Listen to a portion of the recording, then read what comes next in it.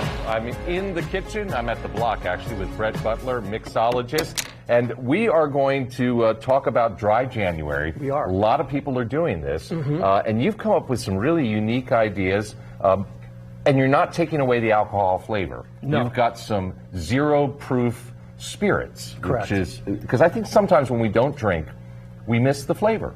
Right. Yeah. Right. Absolutely. I'm a mixologist. Yeah. I work with liquor. I enjoy the taste of gin, bourbon.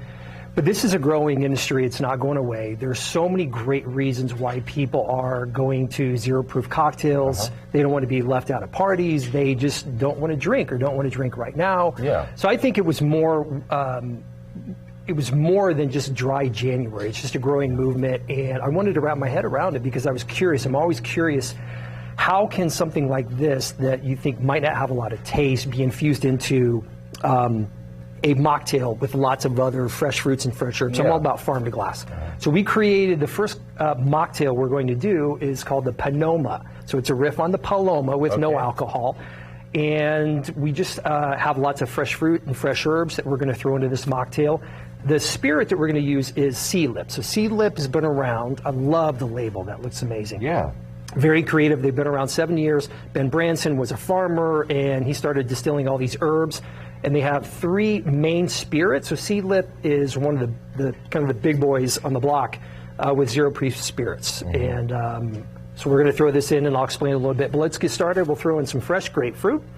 Grapefruit segments, we're going to do like a liberal amount. I mean, I love grapefruit. So I'm thinking like 4 or 5. All that flavor in there.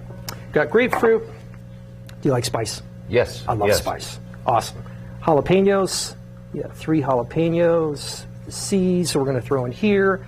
And then anytime you muddle anything in a drink, you want to have some liquid to kind of help it along, right? Crush it up. We're going to do some organic agave. We have, 1 ounce of agave we're going to throw in there as well. Now, if this were to evolve into an actual cocktail as opposed to a mocktail, what would be the chosen spirit if all tequila, baby. Oh, tequila. Okay. Yeah, I love tequila. Yeah. The Paloma, actually, in Mexico, is the most popular cocktail. I always thought it was the margarita, and the margarita is popular in America. But in Mexico, the Paloma with tequila, grapefruit, and lime, very, very simple ingredients, they love that. And it's just a great combination. So speaking of that, we're going to throw in some lime juice. About ½ an ounce with citrus. It's kind of like 2 to 1 simple syrup to citrus. It doesn't take a lot. So we've got some fresh lime juice in there. Now, I always recommend whenever you're making a mocktail or a cocktail, you always add the herbs last. Sometimes if you over muddle herbs, they can tend to come up with like a bitter taste. So I kind of throw it in at the very end. And you're just going to tap it very lightly. We got some fresh basil. Love the smell of that. You can use cilantro, any kind of herbs. Basil for me goes very well with lime. And we're going to pick some basil off of here.